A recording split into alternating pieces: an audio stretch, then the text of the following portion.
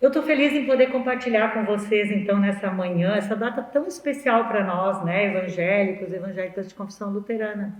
Então, às vezes a gente não se dá conta da importância que foi o movimento da Reforma, não só para a igreja, mas para a história da humanidade. O quanto muitas coisas mudaram, né? E eu, como eu disse antes, eu sou professora, sou catequista, então eu não pretendo aqui ficar... Nem sou uma historiadora, então não vou fazer um relato histórico assim, ou um debate teológico, mas eu quero falar sobre a inspiração que a Reforma Luterana foi para homens e mulheres, destacando hoje, então, a questão das mulheres lá no século XVI, as pessoas que viviam sob o jugo, né, de uma educação muito opressiva da igreja, onde Deus era visto como um juiz muito severo, que todos deveriam temer. Eu convido vocês a se inspirarem na história de algumas mulheres da Reforma, que participaram de forma muito ativa. Eu quis dar um destaque para Catarina von Bora, por causa do papel que ela desempenhou lado a lado com Lutero. Nem tudo que eu vou falar é histórico, tá? Tem muitas coisas que a gente imagina que foi assim, tá? Eu quero sempre dizer isso para vocês também. Porque eu acho que é importante que a gente, quando a gente faz uma leitura do passado hoje, às vezes a gente interpreta coisas a partir do que vivemos hoje, né? E às vezes não foi bem assim lá, né? Então, quando eu falo de inspiração, quando eu falo de inspiração, eu pergunto, o que significa inspiração? Então, inspiração, ela pode ser o ato de inspirar. Né? Quando nós enchemos nosso pulmão de ar, nós estamos inspirando. Quando nós tiramos o ar do nosso pulmão, a gente expira. Né? Então, inspiração pode ser isso. Se a gente lembra do texto lá de Gênesis, o texto de Gênesis, o texto da criação, fala que Deus moldou o boneco de barro. E o que ele fez para que aquele boneco tivesse vida? Inspirou o ar, soprou ar nas suas narinas. No momento que o boneco de barro inspirou, ele começou a viver. Começou a viver.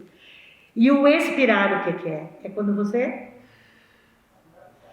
Nós lembramos hoje, né, o falecimento de tantas pessoas queridas, também, né, como tempo de pandemia, tantas pessoas no nosso país também, no mundo afora, que não tiveram o ar para respirar. Né? Então, a gente diz que quando a pessoa falece, quando ela morre, ela dá o último suspiro, né? É o último ar que sai de dentro dela. Então, é a vida que sai, é a vida que estava dentro que sai para junto de Deus, como nós cremos. Também, então, Deus é essa inspiração divina, né? Quer dizer, esse ar que nós inspiramos. A gente pode dizer também que Deus inspira homens e mulheres, Ele chama, Ele capacita. Deus é um Deus de inspiração.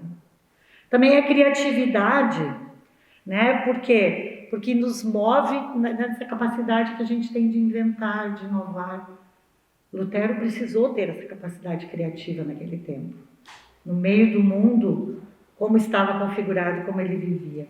E também, a inspiração pode ser também aquela influência que a gente exerce sobre a vida de alguém. As pessoas se inspiram. Né? Eu estou aqui num balé com isto. Podemos ir adiante. Então, nessa manhã, eu queria... Pode ser. Essa manhã eu queria perguntar para vocês. Quem tu inspiras? Quem te inspira? Cada um pensa. De onde vem a inspiração? Lembra o que é inspiração, né? Aqueles vários conceitos ali que a gente falou. Então, quem te inspira a viver uma vida de fé, a uma vida como evangélica de confissão luterana? Quem tu inspiras a viver uma vida de fé, uma vida dentro dos princípios evangélicos de confissão luterana hoje, nesse momento? Tá? Cada um fica com essa pergunta.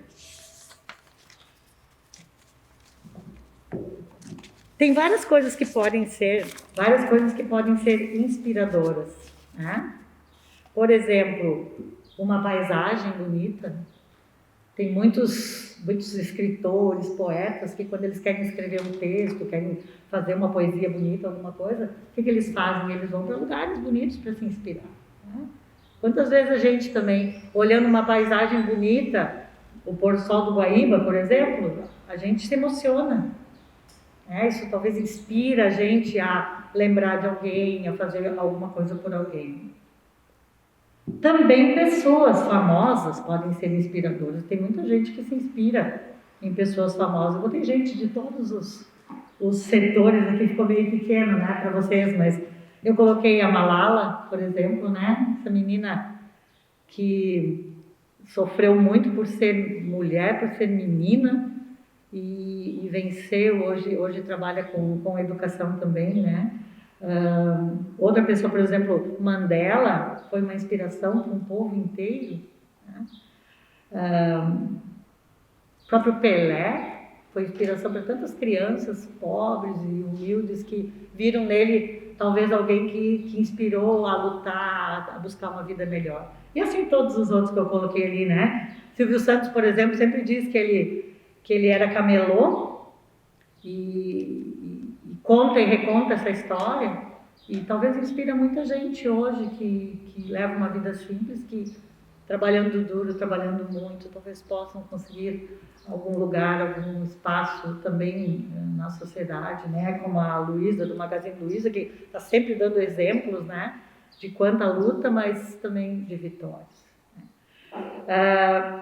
E assim vai, né? Temos outros exemplos ali que eu coloquei. Mas nós temos alguém que é nossa grande inspiração, né? Que Jesus é a nossa grande inspiração.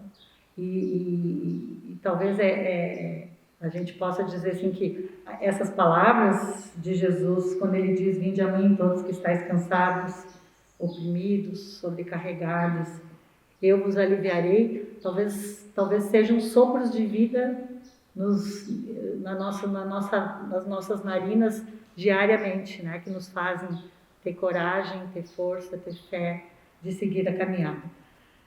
Então, inspiração é isso, é deixar o ar entrar em nós, né? É o sopro da vida, é estar cheio de vida. E 1517 foi um tempo inspirador para muitas pessoas. Muitas pessoas. O mundo vivia uma situação muito difícil. E quando Lutero começa a trazer à tona, a gente diz que houve uma descoberta, uma redescoberta, né? O que é descobrir? Se a gente pegar a palavra e dividir ela, descobrir, o que é? É tirar uma cobertura, né? Havia um aprisionamento, havia uma cobertura sobre a palavra de Deus, né? E de como esse Deus era um Deus que podia ser muito amoroso, podia ser um Deus que nos acolhe, um Deus que nos ama, um Deus que diz: se vocês estão cansados, se vocês estão sobrecarregados, venham a mim. E o Lutero traz essa novidade, essa questão criativa, essa descoberta para dentro da sociedade da época. Isso muda muita coisa, muda muita coisa. Então, que mudanças nós tivemos? Vai ficar pequenininho ali. Então, uma delas foi a reforma da própria igreja, né? O Lutero, a princípio, ele não queria formar uma nova igreja. Ele queria que a sua igreja avaliasse as coisas que estavam acontecendo, que não eram coisas que ele via no Evangelho, e isso não aconteceu. Então, houve uma reforma da teologia, houve uma reforma da igreja, e principalmente na questão de trazer para dentro dessa igreja a graça de Deus. Houve uma reforma na educação. Lutero foi fundamental para a questão da educação. Onde acontecia a educação antes de Lutero? Nos mosteiros, né? Então, era lá que acontecia a educação. O Lutero, a gente pode dizer assim que foi o grande defensor da escola pública.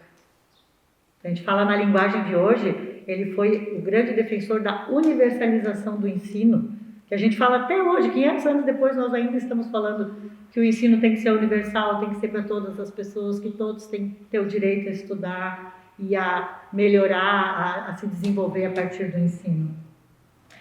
Teve uma reforma na vida familiar também, a maneira como as famílias conduziam a educação dos filhos e filhas. Lutero diz que isso é tarefa dos dois, é do pai e da mãe, trabalharem juntos na educação dos seus filhos e filhas. Também uma educação diferente, né? O Lutero, ele conta que ele apanhava muito do pai, né? Apanhava mesmo, apanhava na escola. Então muitas vezes nos escritos de Lutero, já, né, depois da reforma, ele ainda sinaliza o quanto ele apanhava de forma injusta. E ele recomenda, então, que... Ele não recomenda que não apanhe, né? A gente tem que pensar que o Lutero é do seu tempo, né?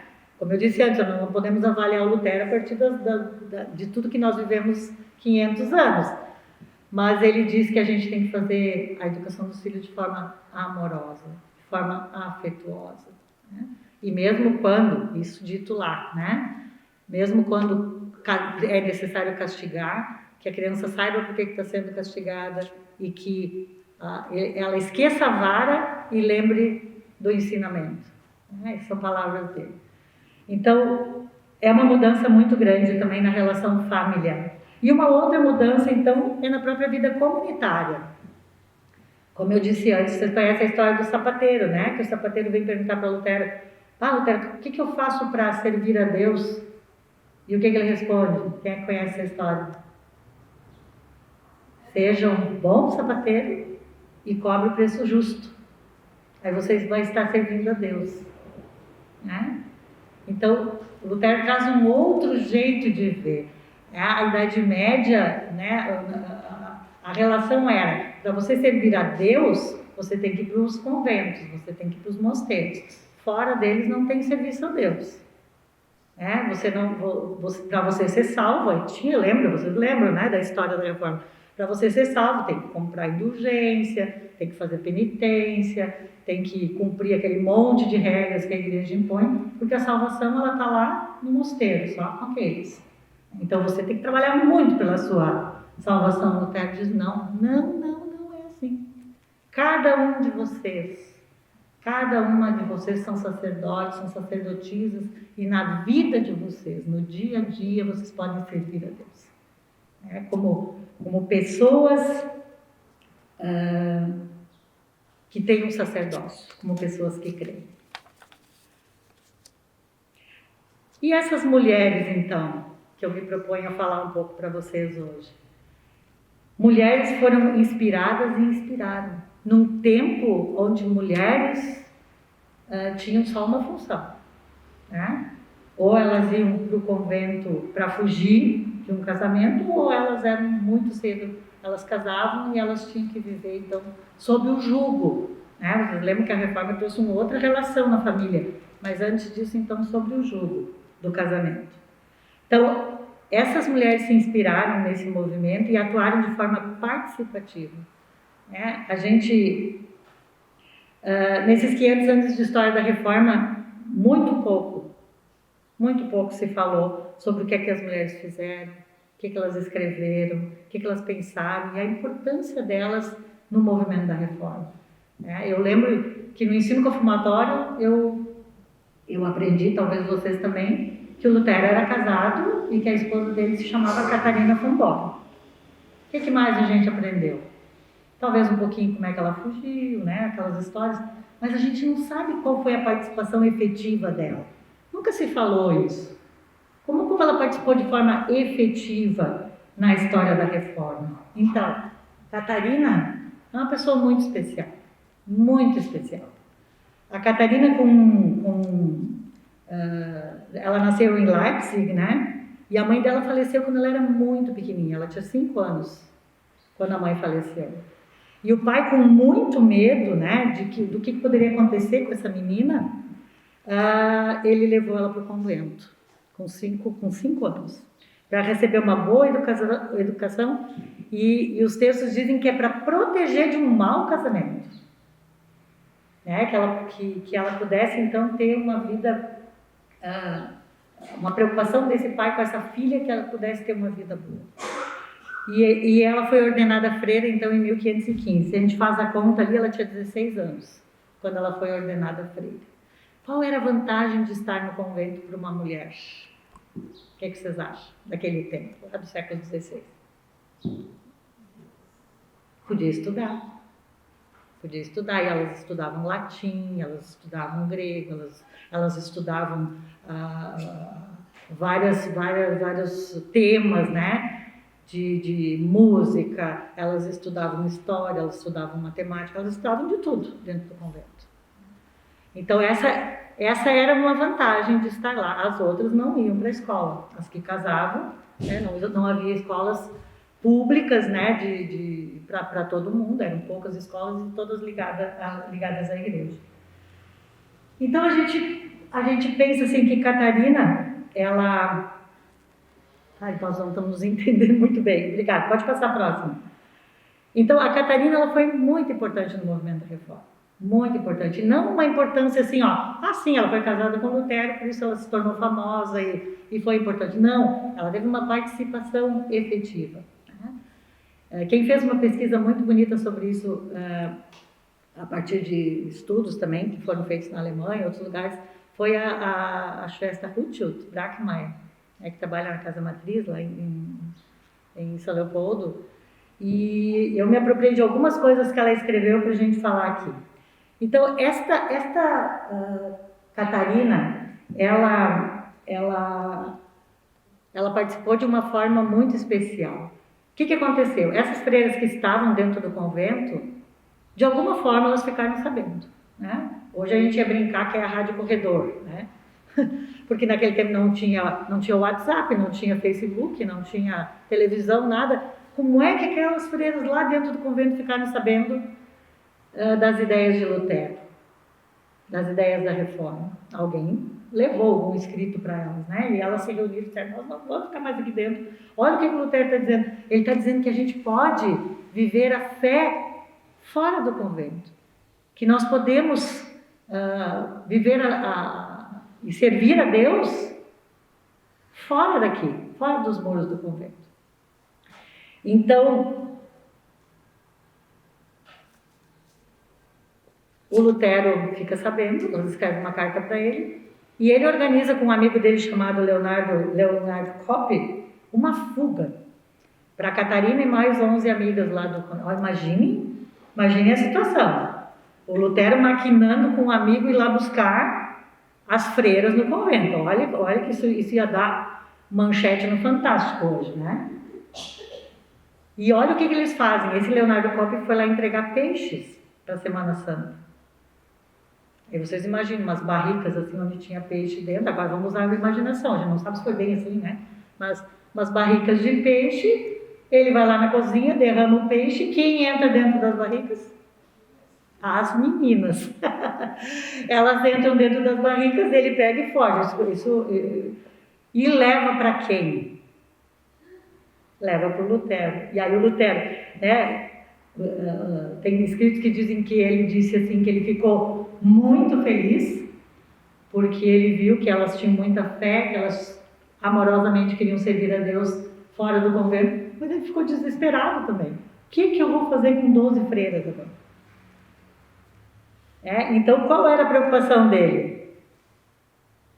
Eu vou dar um jeito de hospedar essas mulheres na casa de amigos, né? Imagina ficar na casa dele, não dava, né? O que o povo ia falar? Então, ele colocou em casas de amigos enquanto arrumava maridos para elas. Porque uma mulher fora do convento naquela época, sem marido, era o quê? As famílias, nenhuma família dela aceitou de volta. Vocês estavam no convento, não pode mais voltar para casa. Vocês romperam uma coisa, é um pecado muito grande que vocês cometeram. Então, a Catarina, essa foto aqui é da estátua da Catarina que foi construída lá na Faculdade Zeste nos 500 anos da Reforma. Tem o Jardim da Catarina, alguém conhece? tem o Jardim de Chás da Catarina, e aí tem essa estátua. A Oase ajudou, né, a construir junto com a Olga, um espaço bem bonito lá. Até convido vocês um dia a passearem e lá conhecer. Então, a Catarina foi para uma família, né, de amigos dos Reichenbach, e depois, ela ficou um tempo trabalhando lá, depois ela foi para a casa do Lucas e da Bárbara Granach. O Lucas Granach é aquele pintor famoso da Reforma que fez os quadros de Lutero, que pintava, né, as gravuras com as imagens então da Reforma. Lá ela foi uma Hausfrau. O que é uma Hausfrau? Uma governanta, né, uma mulher que cuida da casa. Então ela cuidou dessa casa, mas assim, a Catarina ela era estudada, ela tinha muitos dons. Então o que ela cuidava? Ela cuidava da agricultura, dos animais, ela cuidava dos produtos, da hospedagem dos estudantes, ela fazia de tudo.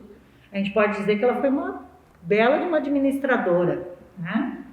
E trabalhou de uma forma muito legal. E aí ela se apaixonou por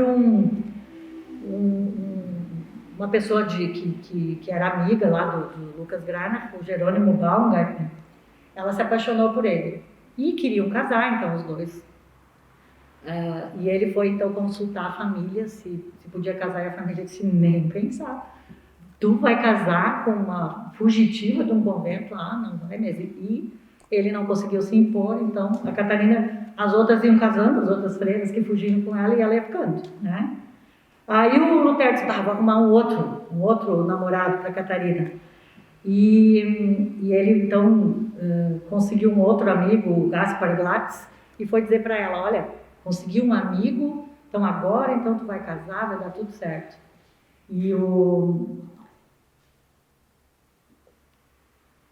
E a Catarina olha para ele e diz assim: eu me caso. Tudo bem, tu quer que eu case, tu acha que isso é mais seguro para mim, mas contigo. Decidida, né?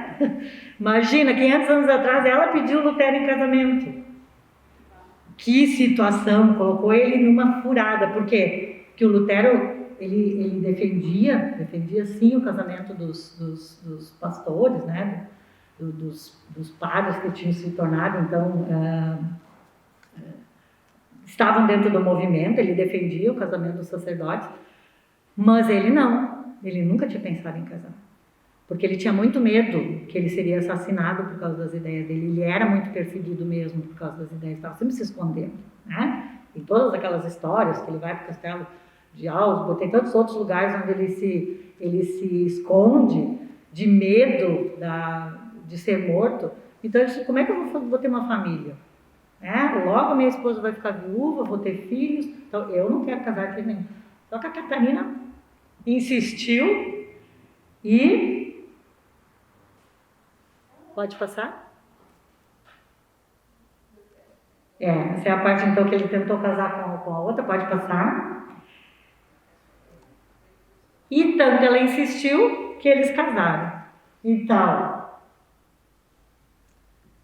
o casamento da Catarina, ela tinha 26 anos, então foi 10 anos depois da ordenação dela, né, como freira. E o Lutero já tinha 42. Por quê? Porque ele tinha decidido que não ia casar. Então ele acabou casando porque ela insistiu e ele, eu acho que se apaixonou, sabe? Depois a gente vai ver que eu acho que ele se apaixonou por ela. De cara, assim, né? Então eles casaram no dia 13 de junho, em 1525. Primeiro uma cerimônia íntima, assim, só entre os amigos. E aí tem uma coisa, assim, de costume da época. Eles faziam um casamento, tinha um juiz, o pastor, fazia um casamento ali na casa. E aí depois todos os convidados, não eram muitos, eles iam com o casal até o quarto. Então o casal entrava no quarto, o pessoal saía e ficava ali aguardando. Então na manhã seguinte, a noiva tinha que fazer o café da manhã para todo mundo. Olha a situação, né? Se inventa isso hoje. Olha a situação, mas era o costume da época, eles seguiram o costume da época. E depois então eles fizeram, pode passar, eles fizeram uma cerimônia na igreja lá do castelo de Wittenberg. Aí os pais do Lutero então vieram, participaram da cerimônia, foi uma cerimônia pública. E como, né, bons alemães daquele tempo e de hoje ainda, o Lutero encomendou então um daquele amigo que tinha tirado elas do convento, né? Provavelmente ficaram muito amigos depois daquilo ali, né? Ele encomendou então a cerveja que o Leonard Cope, esse fabricava, e fizeram uma festa de casamento, uma celebração bonita de casamento. Por que eu estou trazendo isso? Exatamente para a gente refletir sobre como essas pessoas eram pessoas normais, né? Elas casavam, às vezes a gente coloca eles numa situação assim que parece que eles não são como a gente, né? Então, eu tirei aqui algumas coisas que a Shasta Ruth tirou das cartas de Lutero para Catarina. Olha que bonito. Lutero era romântico. Ele dizia assim: não daria minha Catarina nem pela França, nem por Veneza. Ela me foi dada por Deus, assim como eu a ela. Homens, copiem. Olha só que sugestão bonita de declaração de amor aqui que o Lutero faz a Catarina, né? E muitas vezes nas cartas ele diz que a ama, a valoriza muito, que ela tem muita coragem, combina mais com ele do que ele imaginava, né? Porque ele casou dentro daquela situação ali, né? Tem que casar, então vamos lá. Chamava carinhosamente de Kate, minha Kate, ou Estrela da Manhã de Wittenberg. Pode passar. Então, existe uma estátua da Catarina, então, lá no pátio da casa, né, do convento dos agostinianos, onde eles moravam, e essa estátua, então, se chama Estrela da Manhã de Wittenberg, porque era assim que ele chamava ela. Então, a grande característica da Catarina. Pode passar? Esse era o castelo, então, na realidade era o convento que se transformou na casa da família Luther. Pode passar? Isto. Algumas cartas de Lutero, então, existe uma referência a Catarina, a maneira como ele se relacionava. Então, por exemplo, ele coloca assim: em mãos da senhora Catarina, doutora Luther de Wittenberg. Olha o reconhecimento, né, que ele faz a Catarina. A doutora Luther de Wittenberg, enquanto ele estava viajando, fazendo palestras, divulgando as ideias, ela estava lá firme e forte na casa, com estudantes, com pessoas que vinham se hospedar, com pessoas que eles acolhiam, com refugiados, com vítimas da peste, com todas as pessoas que precisavam de atenção. Muita gente que saía dos conventos e não tinha para onde ir, muitas vezes não podia voltar para casa, ia morar com eles. Outra maneira que eles referem: meu simpático querido senhora Catarina von Bohr, doutora Luther de Wittenberg. Tem uma ironiazinha aqui, né?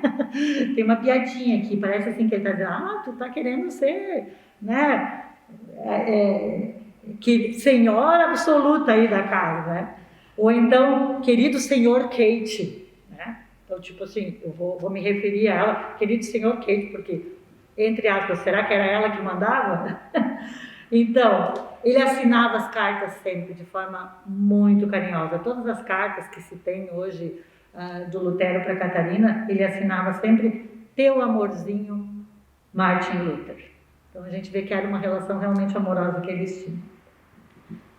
Pode passar? Então, a Catarina, a gente observa assim na história dela que ela era de muita fibra, coragem, personalidade, muita competência.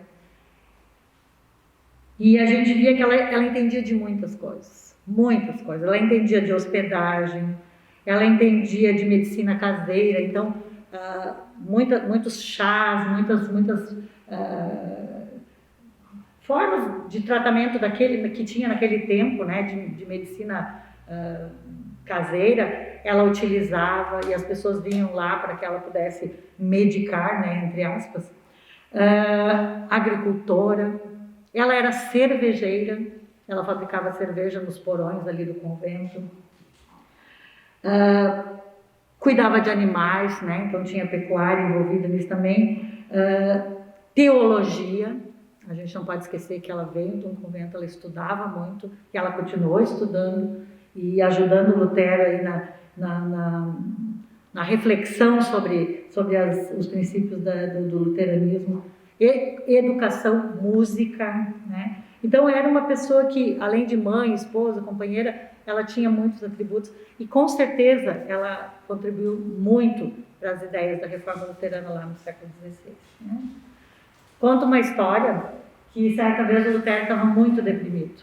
O Lutero passava por altos e baixos porque ele tinha momentos de muita perseguição. Né? Ele produzia, escrevia muito. Se a gente olha a produção de Lutero naqueles anos da Reforma, num tempo que não tinha computador, né? Num tempo onde você tinha que escrever, realmente a gente fica impressionado com a produção dele. A quantidade de livros, e, né? Sem falar das traduções e tudo mais que ele fez. Mas ele tinha momentos assim de depressão, momentos em que ele se perguntava: será que está certo o que eu estou fazendo? Tem muitas coisas acontecendo, muitas coisas também consequências da reforma, né? Muitas divisões, guerra, briga entre evangélicos e católicos. Então, tinha momentos que ele ficava muito deprimido. E conta uma história que ele estava bastante deprimido, não se alimentava, passava dias trancado no quarto. Então, a gente pode dizer assim hoje, uma situação realmente de muita depressão. Ele estava tomado de dúvidas, ficava se perguntando. Olha o que a Catarina fez, olha a esperteza dela. Ela se vestiu totalmente de preto e entrou dentro do quarto. Quando ele viu, ela se assustou. Né? Meu Deus, o que foi? Alguém morreu? E ela respondeu: parece que Deus morreu. E essa frase da Catarina fez o Lutero se dar conta, né, de que ele tinha que sair dali, que ele tinha que continuar, E ele agradecia. Tem textos onde ele agradece muito esse incentivo que ela dava, essa inspiração que muitas vezes ela foi para a vida dele, para que ele tivesse coragem de seguir adiante em muitos momentos. Eles tiveram 6 filhos, né? 3 meninas e 3 rapazes. 2 meninas faleceram, isso foi uma coisa muito triste também para o Lutero. O Lutero começa a escrever muito para as crianças e sobre a educação de crianças depois da morte dessas filhas. Ele fica muito mexido com isso, né? E eles tinham uma relação, aqui aparece essa pintura do Lucas Graham, né? Aparece ele tocando alaúde ali, e a família cantando e estando numa roda, que isso, quando ele estava em casa, ele primava então por esse tipo de coisa. Então, Lutero faleceu em 1546 e com a morte de Lutero, Catarina, né, século XVI, Catarina entra numa situação muito difícil mesmo. E ela passa a ser perseguida, né? Ela correu o risco muito tempo de perder a propriedade, né, onde eles moravam, os filhos, né, porque isso pertencia ao marido pelas leis da época, né? E ela precisou fugir durante a guerra. Ela precisou fugir porque ela era considerada então uma luterana, né? Ela era uma luterana, a esposa, né? Então, se ele era o Luther, ela era a luterana. Então, ela foi perseguida grandemente depois desse período da morte dele. Ela lutou muito, pode passar. As terras foram ocupadas, ficou muito pobre. Numa das fugas, ela teve que pular da carroça. E aí, quando ela pulou da carroça, ela se machucou muito feio, assim, se machucou gravemente. E ela nunca mais se recuperou daquela queda. E faleceu, então, em 1552. Foram 6 anos depois da morte do Lutero. E ele foi enterrado lá em Wittenberg, né? E até hoje a gente não sabe, né? Talvez saiba, pelos costumes da época, que ela não foi enterrada com ele, né? Ela foi enterrada na Marienkirche em Torgau, a Catarina. Antes eu falei que tem coisas que a gente pode imaginar, tem coisas que a gente não sabe como aconteceram. Mas eu quero fazer uma leitura bem pessoal aqui, né? Vamos levar isso como uma leitura nossa, 2021, 504 anos depois da Reforma Luterana. Nós conhecemos como Rosa de Lutero, que se tornou o grande símbolo da Reforma Luterana, né? Da Igreja Luterana como um todo. A gente olha, escolas usam, né, a Rosa de Lutero, igrejas usam, instituições usam como símbolo da Reforma. Eu vou dizer para vocês como é que eu imagino que essa rosa foi criada. Conhecendo a história da Catarina agora, conhecendo todo o conhecimento que ela tinha, eu imagino uma conversa do casal. E o Lutero, preocupado em tornar, porque essa era a grande preocupação dele, tornar as ideias populares, tornar aquilo, as grandes descobertas que ele tinha feito, de forma que as pessoas do dia a dia pudessem viver e pudessem entender. E eu fiquei imaginando que ele disse assim: Catarina, vamos criar um símbolo. Vamos criar um símbolo, onde nesse símbolo contém os princípios. Naquele tempo não se dizia princípios luteranos, né? Porque nem era isso que o Lutero queria, mas contém os princípios da reforma. E eu imagino que essa conversa aconteceu entre o casal. E que um sugeriu uma coisa, outro sugeriu outra. O que a gente sabe é que a rosa de Lutero, a primeira rosa de Lutero, foi bordada por Catarina. Ela bordou, né, num pano. Aí eles escolheram as cores, o significado, né? E essa rosa tem um significado, pode passar, tem um significado tão bonito, né? A gente sempre, de novo, como evangélicos de confissão luterana, tem que relembrar o significado. Então, a cruz preta no centro, né? Eu fico imaginando assim, ele dizendo, não, no centro tem que ser a cruz. Por quê? Porque essa é a ideia central da reforma. O centro tem que ser a cruz, porque é Cristo no centro. Deus vem ao nosso encontro no seu amor através do Cristo crucificado. Então, a centralidade é Cristo. Cristo no centro. Talvez ela tenha dito assim, mas tem que estar envolto num coração vermelho. Por quê? Porque Cristo agiu na nossa vida através da cruz. Se Cristo é o centro, então é o coração vermelho que significa que ele agiu na nossa vida. O coração aqui vai significar essa vida. Aí eles seguem conversando, daqui a pouco ela diz, mas ia ficar bonito uma rosa branca em volta. Né? Por quê? Porque a rosa branca vai lembrar a paz, a alegria, o reino de Deus. Talvez o Lutero tenha dito assim, mas precisa um fundo azul, porque Deus está conosco, podemos viver com e para Deus como sinais do seu reino, já aqui e agora. Azul também é esperança no futuro.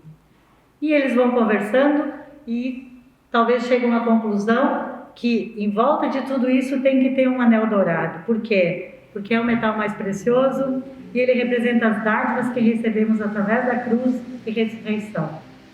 Então, é serviço de Cristo no mundo. Talvez não aconteceu assim, talvez é só a minha imaginação, mas pode ter acontecido numa conversa. Assim como muitas vezes as famílias conversam e a gente produz coisas em conjunto, né? Mas o importante é que Catarina tem o seu lugar na história da reforma. E cada vez mais a gente tem que lembrar o quanto ela e muitas outras mulheres contribuíram. E eu quero trazer talvez alguns exemplos. Tem muitos, depois eu vou mostrar o material aqui para vocês, que é muito interessante a gente estudar, a gente ler, né? Talvez o incentivo que a reforma luterana deu para a educação lá no século XVI, ele às vezes se perde um pouco na atualidade entre os evangélicos de confissão luterana. Nós já fomos muito mais leitores, nós já fomos muito mais estudiosos da Bíblia, né?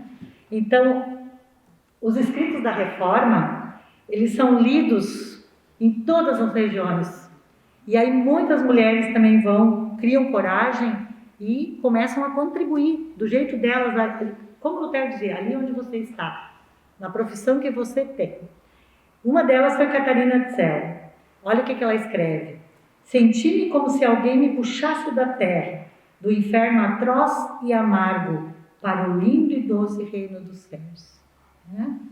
Aquilo que a pastora Alessandra falou antes, vocês imaginam a gente não ter a Bíblia e só ouvir de alguém, né, em latim ainda, em outras línguas, que dentro da Bíblia tinha aquilo. Olha que libertador quando você, né, a partir da tradução da Bíblia, da popularização da leitura da Bíblia, o quanto as pessoas puderem se apropriar daquilo ali e dizer, não, mas está escrito aqui, né, que Deus nos ama, que Ele nos acolhe, que nós somos salvos por graça, pela nossa fé. Outra que foi muito importante foi a Árgula. Vocês já ouviram falar? Árgula Grumbach.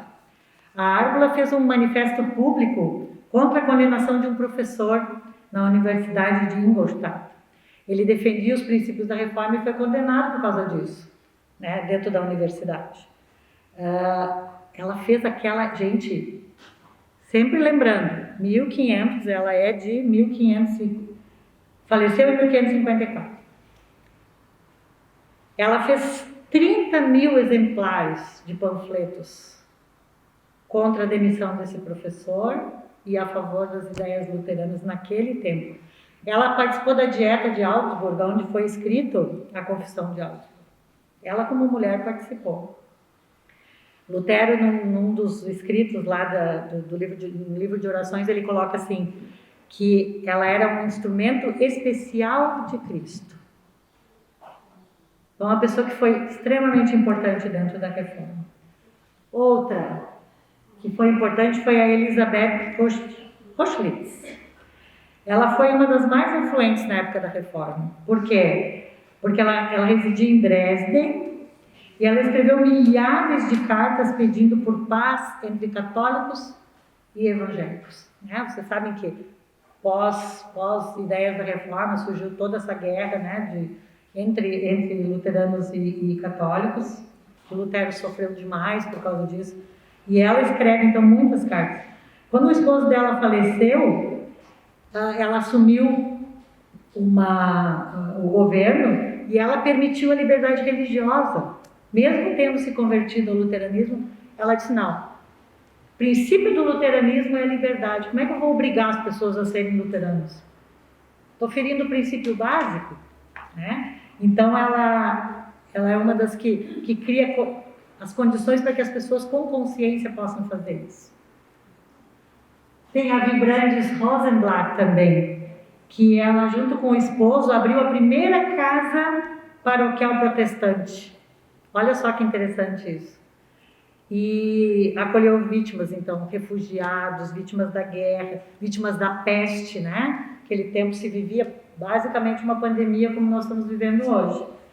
Estudantes, pessoas que eram perseguidas por causa da sua fé, eram acolhidas nessa casa, que a gente pode dizer hoje talvez um abrigo, talvez muitos espaços da Igreja Luterana têm abrigos, tem lugares, casas de acolhimento, né, às pessoas. Mais uma que é a Elisabeth von Brandenburg, que foi a princesa, né, a princesa Elisabeth von Brandenburg, que ela era escandinava, mas casou então com o rei, com Joaquim I, que era o príncipe em Berlim, e ela se converteu ao luteranismo e foi expulsa, teve que sair de casa, sair do palácio e fugiu. Durante quase 20 anos ela ficou fugindo, inclusive Lutero e Catarina a acolheram lá na sua casa, e ela voltou, então depois de 20 anos ela foi pedido que ela voltasse, ela voltou, e a casa dos Brandenburg, então, aderiram ao movimento da reforma lá isso foi em 1550 por aí. Então, muitas mulheres, eu tenho o pessoal da UASI deve conhecer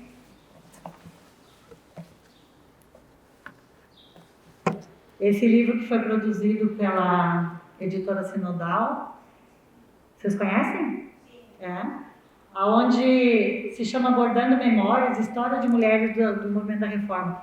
Quem tiver interesse de saber mais, leia, é muito interessante. São histórias de mulheres e as nossas atuais, então, mulheres protagonistas aí da UASI bordaram quadros com as fotos dessas mulheres e tem histórias delas aqui. Muito, muito interessante, é inspirador para nós hoje aqui também. Então, muitas mulheres elas foram protagonistas no movimento da Reforma Protestante, na história das igrejas luteranas no mundo e também da ISLB.